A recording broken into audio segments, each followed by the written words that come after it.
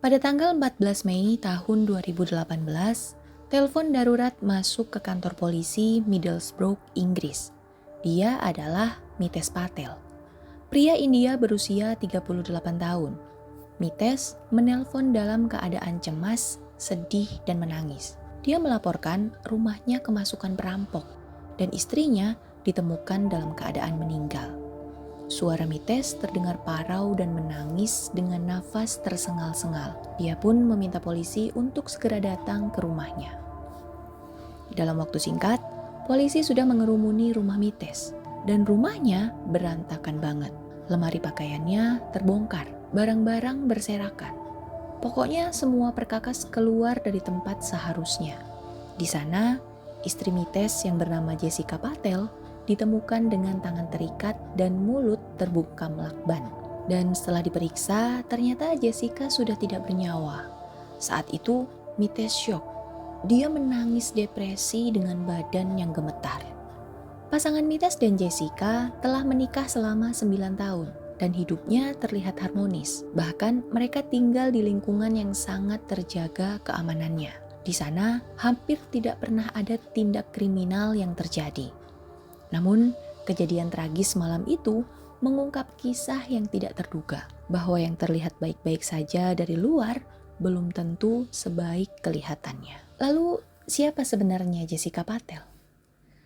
Dia adalah seorang wanita yang lahir pada tahun 1983 di salah satu kota di Inggris. Dia merupakan anak pertama dari 6 bersaudara di sebuah keluarga India. Background keluarganya adalah keluarga yang cukup terpandang dan terpelajar.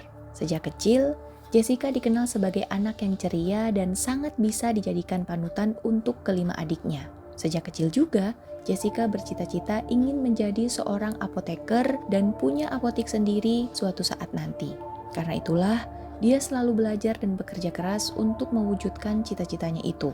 Pada tahun 2000-an, Jessica mengejar gelar farmasinya di The Montfort University. Nah, disinilah dia bertemu dengan teman lamanya yang bernama Mitesh Patel. Dan Mitesh ini ternyata adalah laki-laki yang dulunya pernah dekat dengan Jessica semasa sekolah. Jadi, ini tuh kayak pernah cinta-cintaan waktu sekolah, terus kepisah, lalu ketemu lagi pas udah sama-sama dewasa. Mungkin terdengar seperti sinetron ya, tapi memang benar. Dan karena inilah mereka seperti menganggap kalau pertemuan itu seperti sebuah takdir.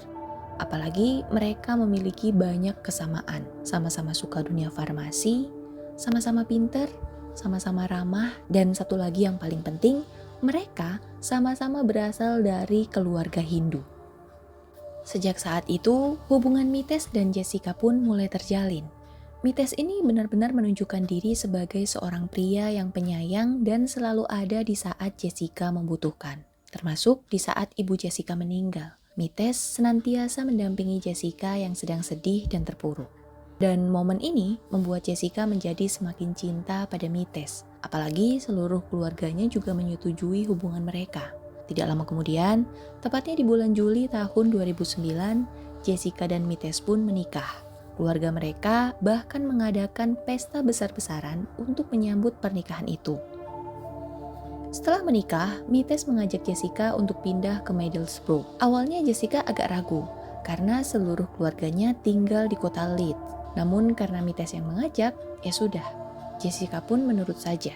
Dan karena mereka berdua ini sama-sama berasal dari keluarga kaya, mereka tidak kesulitan untuk membeli sebuah rumah besar yang berada di kawasan bergengsi di sana. Bahkan untuk mewujudkan cita-cita Jessica sebagai seorang apoteker, mereka pun kemudian membeli sebuah apotek di kawasan Roman Road. Lalu berkat kegigihan mereka mengelola apotek, tidak butuh waktu lama, apotek itu pun berkembang pesat dan memiliki beberapa karyawan.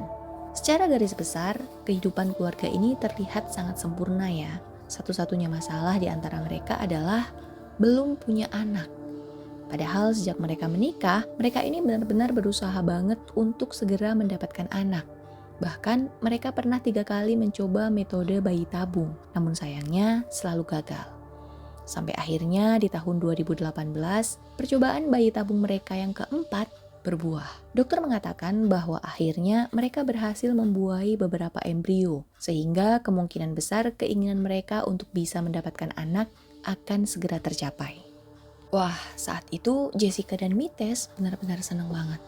Jessica bahkan langsung mengabarkan keberhasilan itu kepada seluruh keluarganya.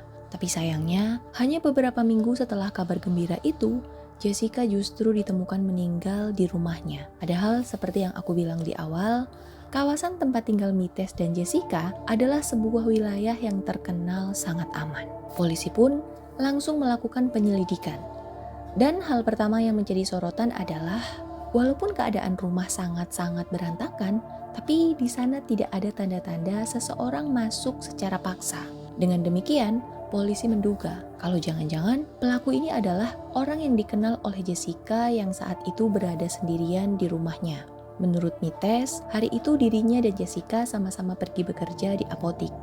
Seperti biasa, Jessica pulang ke rumah sekitar jam 7 malam, sedangkan Mites hanya setengah hari, karena sekitar jam 3 dia harus pergi gym.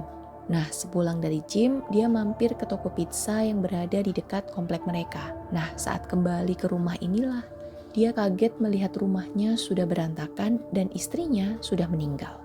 Namun walaupun begitu, polisi tidak serta-merta mempercayai Mites, karena mereka bekerja berdasarkan bukti. Dan dari bukti-bukti yang ditemukan, polisi malah justru mencurigai Mites. Karena itulah, polisi membutuhkan keterangan yang lebih rinci dari apa saja yang Mites lakukan pada hari kejadian. Pertama-tama, polisi mengkonfirmasi tempat di mana dia membeli pizza di malam itu. Dan memang benar, dia memesan pizza di sana. Namun, CCTV di halaman rumah Mites dan Jessica menginformasikan waktu yang mencurigakan ketika Mites keluar ke tempat pizza. Fakta itu tidak sesuai dengan pernyataan Mites, apalagi polisi kemudian menemukan sebuah hard disk yang sengaja disembunyikan di dalam lipatan baju yang disimpan di bawah kasur.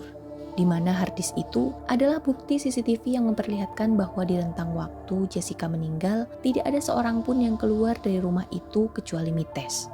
Karena banyaknya kejanggalan-kejanggalan yang ditemukan pada keterangan Mites, polisi pun menahan Mites untuk dimintai keterangan lebih lanjut. Selain itu, polisi juga mewawancarai keluarga hingga karyawan-karyawan di usaha farmasi pasangan ini.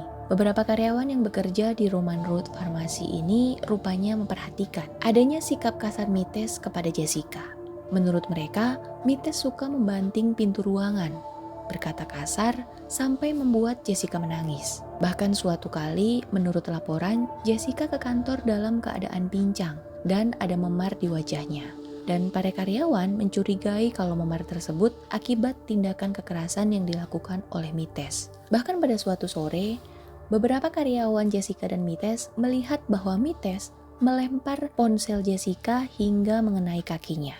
Di apotik itu juga, polisi menemukan sejumlah gulungan lakban yang tersisa. Dan jika dicocokkan, gulungan lakban itu cocok dengan lakban yang digunakan untuk mengikat dan membekap jasad Jessica. Polisi yang semakin curiga akhirnya melacak komputer dan daftar aktivitas ponsel Mites. Dari sinilah ditemukan jejak pencarian di komputer Mites. Dan jejak ini meninggalkan bukti kalau beberapa bulan belakangan Mites sering melakukan pencarian tentang bagaimana caranya menghabisi nyawa seseorang. Baik itu dengan racun cyanida, suntikan, atau mencekik. Dia ini seperti mencari metode untuk mengakhiri nyawa seseorang yang paling memungkinkan. Parahnya lagi, tidak lama dari pencarian-pencarian mengerikan itu, Mites diketahui membeli sebuah asuransi jiwa atas nama Jessica dengan nilai 2 juta pound sterling.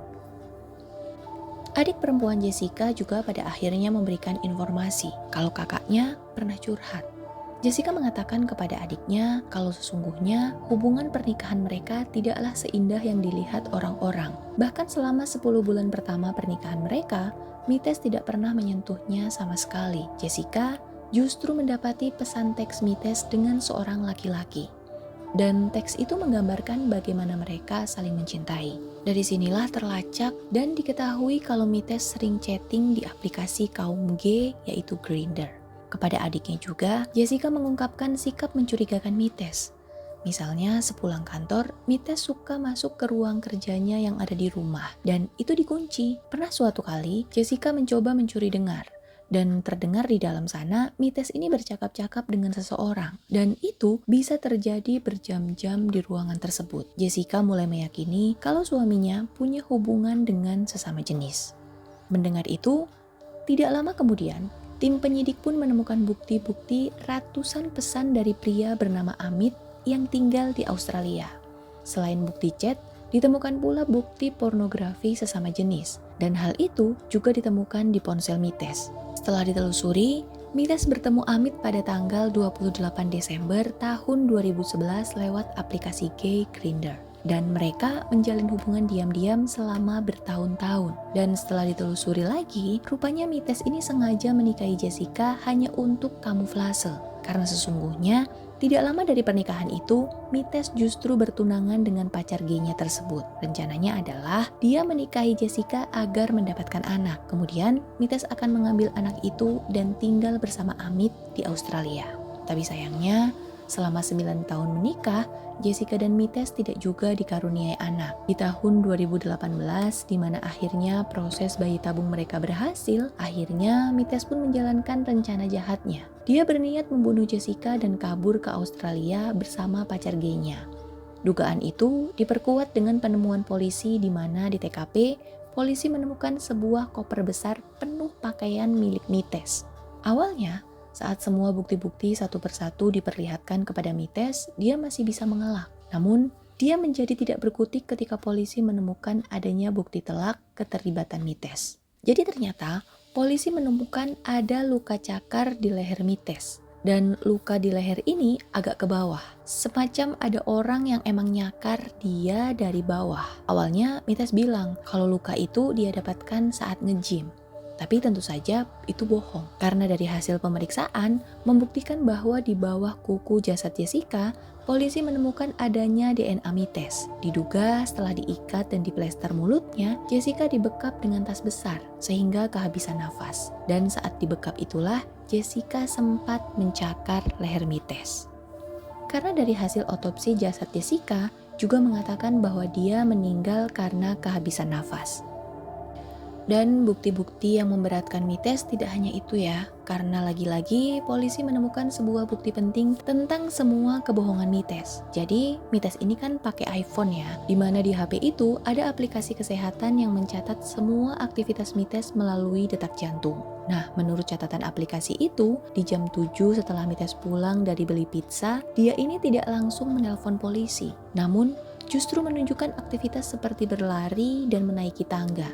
Di mana saat itu polisi menduga Mites ini sedang menyembunyikan harddisk dan mengacak-acak seluruh rumah untuk menimbulkan kesan kalau rumah itu telah dimasuki perampok. Dari semua penemuan-penemuan polisi ini, diketahui bahwa secara mengerikan, Mites telah merencanakan pembunuhan ini dengan sangat rapi dan cermat. Dari mencari metode pembunuhan sampai ke asuransi jiwa sudah dia persiapkan secara matang. Dan setelah melalui proses penyelidikan yang panjang, akhirnya inilah kronologi dan motif sebenarnya dari kejadian mengerikan ini. Pada tanggal 14 Mei tahun 2018, Mites yang telah selesai gym pulang ke rumahnya untuk menunggu Jessica. Dan Jessica yang tidak tahu menau jika maut sedang mengintai pulang ke rumahnya seperti biasa sekitar jam 7 malam.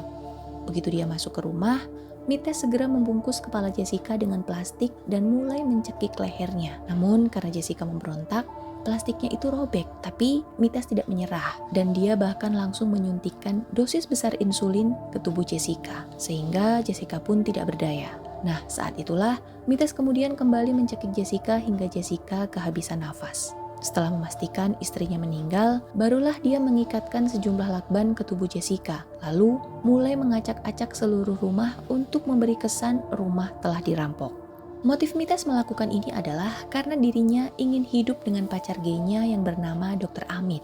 Jadi sejak dulu, orientasi seksual Mites memang menyimpang. Dia sama sekali tidak pernah menyukai wanita. Tapi karena dia berasal dari keluarga Hindu yang terhormat, dia tidak ingin mencoreng nama baik keluarganya dengan mengungkap jati dirinya yang sebenarnya. Itulah mengapa dia akhirnya mendekati Jessica dan menikahinya, sebagai pembuktian bahwa dia adalah pria normal. Namun walaupun telah menikah, Mites tetap tidak bisa berubah. Dia bahkan sama sekali tidak menyentuh istrinya di awal-awal pernikahannya, dan justru mencari kepuasan dari aplikasi gay yang dia punya. Kepindahannya ke Middlesbrough juga dikarenakan dia ingin tinggal lebih dekat dengan tunangannya yang bernama Amit. Bahkan seringkali dia mengajak Amit dan sejumlah pria berbeda ke dalam apoteknya ketika apotek itu telah tutup.